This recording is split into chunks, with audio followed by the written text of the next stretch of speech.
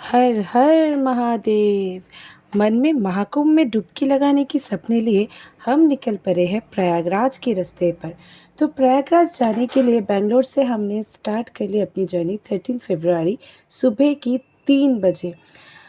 इतने सारे न्यूज़, इतने सारे रील्स देखकर भी प्रयागराज जाके संगम में डुबकी लगाने की इच्छा ज़रा सा भी कम नहीं हुई। जब ठान ली है तब तो जाना ही है। तो प्रयागराज से बेंगलोर की डिस्टेंस है 1729 किलोमीटर और टाइम लगता है 28 आवर्स 13 मिनट। पर ये जो टाइम है ना, ये सीधे जाएंगे हम तभी ये टाइम लगेगा, बट हमें तो रास्ते में रुकना है, रेस्ट लेना है, कहीं पे खाना खाना है। तो कितने टाइम लगता है प्रयागराज जाने के लिए, चलिए देखते हैं। वो कहते हैं ना, जीत और हार आपकी सोच पर निर्भर करते हैं। मान लो तो हार है और ठान लो तो जीत है। इसी सोच को रखते हुए हमने भी ठान ली है कि हमें प्रयागराज जाना ही है और संगम में डुबकी लगाना है। तो देखते हैं भोलेनाथ कितने हमारी मदद करते हैं। और चलते चलते अभी लग गई हमें बहुत ज़्यादा भूख और रास्ते में मिल गया हमें ये रेस्टोरेंट जहाँ पे बहुत सारे गाड़ियाँ खड़ी थी। तो हमें लगा कि ये रेस्टोरेंट तो अच्छा ही होगा। और मिष्टी को दिख गई अपनी खेलने की जगह, जिसे देख के वो तो भागी खेलने के लिए और हम भागे खाने के लिए, क्योंकि हमें लगी थी बहुत ज़्यादा भूख।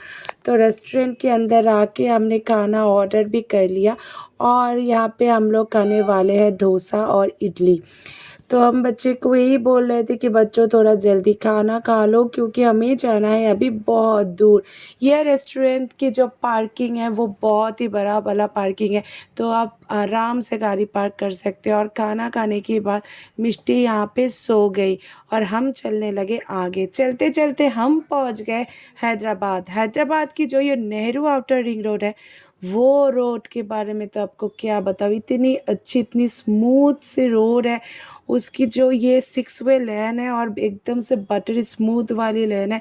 और जो बिल्डिंग्स है वो इतनी ऊंची ऊंची, इतनी सुंदर बिल्डिंग्स है कि क्या बताएं। चलते चलते हम आगे चल दिए और जो रोड अब हमें मिली है, वो उस रोड की दोनों तरफ है पहाड़। वैसे पहाड़ तो हमने बहुत देखे हैं, लेकिन ये जो पहाड़ है ये थोड़ी सी अलग है, क्योंकि ये पहाड़ है पूरी स्टोन वाली पहाड़। मतलब ये छोटे छोटे स्टोन से ही ये पहाड़ बने हैं। तो ये दिखने में हमको बहुत ही अच्छे लगे। तो ये पहाड़ की सिनारी देखते देखते हम चल दिए आगे और रुक गए यहाँ पे अपने लंच के लिए। तो यहाँ पे हम लोग ने लंच कर लिए, बच्चे थोड़ा रेस्ट कर लिए और फिर सोचे कि नहीं, अभी आकर आगे कहीं पे नहीं रुकना है, सीधे हम लोग जाएंगे और नागपुर में ही रुकेंगे। यहाँ जो सूरज मामा है वो भी डूबने वाले हैं और हमने सोचा है कि चलो जल्दी जल्दी नागपुर पहुँच जाए, वहीं पे जाके थोड़ी देर अभी रुकेंगे। तो करीब 7 बजे हम लोग पहुँच गए नागपुर। तो नागपुर में पहुँच के ही रास्ते में हमें दिख गया ये रेस्टोरेंट जहाँ पे हम लोग रुक गए। और ये रेस्टोरेंट की जो एम्बियंस है वो बहुत ही अच्छा एम्बियंस था। और ये रेस्टोरेंट के नाम है ड्राइव इन। तो पूरा पंजाबी थीम वाले रेस्टोरेंट है। यहाँ पे मिष्टी करी हो गई अपनी पोजेस देने के लिए। और ये इसके एम्बियंस भी इतने रिलैक्सिंग एम्बियंस थे कि हम लोगों ने भी सोचा कि हाँ, यहीं पे हम लोग थोड़ी देर रुक जाते हैं और थोड़ा रिलैक्स हो जाते हैं। तो रिलैक्स होते होते हमने भी कर लिया अपने डिनर, क्योंकि हालांकि ये टाइम डिनर के नहीं है, लेकिन अभी मालूम नहीं, पता नहीं आगे जाके हमें कोई अच्छा रेस्टोरेंट मिलेगी कि भी नहीं। तो इसलिए हमने डिनर करके स्टार्ट कर दी अपनी जर्नी आगे के लिए। तो आगे हम लोग अभी जा रहे हैं जबलपुर की तरफ और जाते वक्त हमें मिल गई ये घाट वाली रोड। तो ये घाट वाले रोड जो है वो रोड बहुत ही अच्छा है, रोड में कोई दिक्कत नहीं है, लेकिन ये रोड के दोनों साइड में घना जंगल है। तो ये आप देख सकते हैं जीपीएस में, दोनों साइड में घना जंगल है और बीच से हम लोग जा रहे हैं। तो ये रास्ता काफ़ी लंबा है, ये जंगली वाला रास्ता काफ़ी लंबा है। और अभी इस रात की 12 बज चुका है और 455 किलोमीटर अभी भी बाकी है।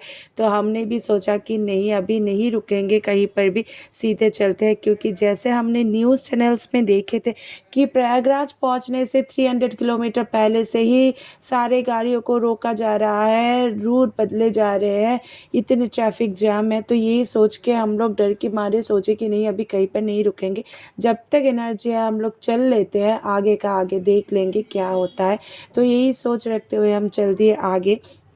पर अभी तक तो हमें कहीं पर भी कोई जाम नहीं मिला। यहाँ पे मिष्टी और बच्चे सो गए, हम दोनों यहाँ पे, मैं को ड्राइवर और ये ड्राइवर साहब बैठे हैं और चला रहा है, भगा रहा है अपनी धन्नो को। धन्नो भी हमारे पूरे साथ दी है। इतने लंबा रास्ता है लेकिन ज़रा सा भी कहीं पर भी हमें कोई भी दिक्कत नहीं हुई। सारे होटलों में गाड़ियों से भरा पड़ा हुआ है। रास्ते में कहीं पे ट्रैफिक जाम तो नहीं है लेकिन रास्ते में गाड़ियाँ बहुत थी और सारे गाड़ियाँ जा रहे थे प्रयागराज। तो इसी डर की वजह से हमने सोचा कि कहीं आगे जाके हमें जाम ना मिल जाए, तो इसीलिए हमने कहीं रोके नहीं, हम चल दिए जबलपुर की तरफ। वैसे ड्राइविंग तो मुझे भी आती है पर मेरे पतिदेव को मुझ पे भरोसा नहीं है कि मैं अच्छे से हाईवे में गाड़ी चला सकूं, तो ये खुद ही अकेले ही ड्राइव कर रहे हैं। और देखते हैं कब तक पहुंचते हैं। अभी हम लोग पहुंचने वाले हैं जबलपुर, और जबलपुर में पहुंच के हमने ले ली है 2 घंटे की ब्रेक। वहाँ पे हमने टोल गेट के सामने ही गाड़ी रुकवा के थोड़े 2 घंटे ही ऐसे रेस्ट कर लिए। तो रेस्ट करने की बाद फिर हम लोग, अभी 1:30 भी बज रहा था, हम लोगों को बहुत नींद भी आ रहे थे, तो अभी जा रहे हैं हम लोग जबलपुर की तरफ। और थकान भी बहुत ज़्यादा हो रहा था और पार्थ को अभी थोड़े थोड़े नींद भी आना स्टार्ट हो गया था, तो हमने सोचा कि नहीं अभी थोड़ा रुकना चाहिए। हमने जबलपुर में रुक के अभी वहाँ पे चाय भी पी ली, नहीं चाय कॉफ़ी ऐसे हम सब ने पी लिया।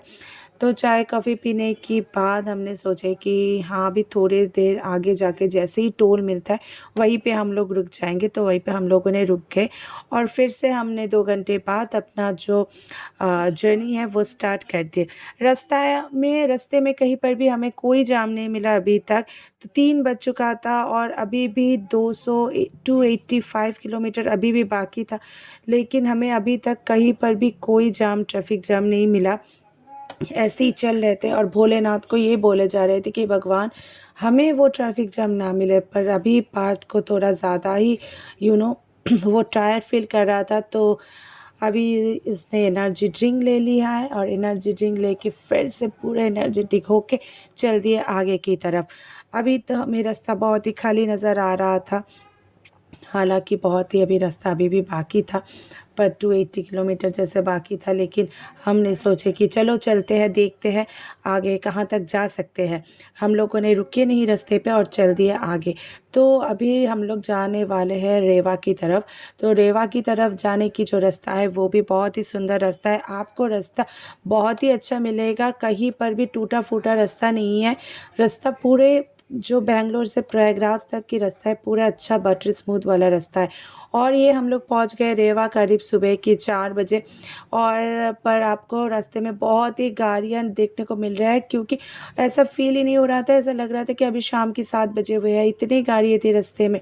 तो अभी हम लोग रेवा क्रॉस करके जैसे ही आगे जाने लगे, तो वो आगे जाते जाते अभी सुबह भी होने लगा, तो हमको फिर भी कोई भी जाम दिखाई अभी तक नहीं पड़ा। लेकिन हमें सिर्फ बड़े बड़े बैनर्स दिखाई पड़े महाकुंभ के, तो देख के अभी लग रहा है कि हाँ अभी हम लोग प्रयागराज में एंट्री करने ही वाले हैं। तो ये जो रोड है ये थोड़ी सी हिली वाली रोड है और हमें ऐसा लग रहा था कि हम लोग नीचे की तरफ अभी जा रहे हैं। और जैसे ही हम लोग नीचे की तरफ जा रहे हैं तो ऐसा लगा कि हाँ अभी तो प्रयागराज आ गया है। ये रास्ता बहुत ही अच्छा था, लोग खड़े होके फ़ोटो वोटो ले रहे थे, वीडियो ले रहे थे। तो चलते चलते हमें मिल गया, हमने कहीं पर भी नहीं रुके और हमें सीधे आगे तो मिल गया हमें ये रेल गेट। तो हमें भी प्रशासन से ऐसे बोले गए थे कि हमें कहीं दूर में पार्किंग करने के लिए, लेकिन हमने नहीं किया, हम लोग गाड़ी लेके आगे आ गए। आते ही हमको ये संगम वाली बोर्ड मिल गए। और इस बोर्ड में जो अच्छी चीज़ है वो ये है कि इसमें इंग्लिश और हिंदी के साथ साथ बंगाली में भी लिखा हुआ था। तो ये देखकर ना तो एकदम जो दिल है वो गार्डन गार्डन हो गया था। वही दिल को गार्डन गार्डन दिल को संभालते हुए हम एंट्री कर गए एरेल घाट की पार्किंग पे। तो ये जो एरेल घाट की पार्किंग है ना, तो ये पार्किंग तो इतना बड़ा है, इसमें बहुत सारे गाड़ी आ सकते हैं एक साथ। तो अभी भगवान भोलेनाथ की कृपा से हमें पूरे रास्ते में कोई भी जाम नहीं मिली, ज़रा सा भी जाम नहीं मिला और हम पहुंच गए एरेल घाट इस अराउंड 9 AM 14 फरवरी को। और बस अब हम चलते हैं संगम की ओर, वहाँ तक हमें पैदल ही जाना पड़ेगा। Thanks for watching. चलिए।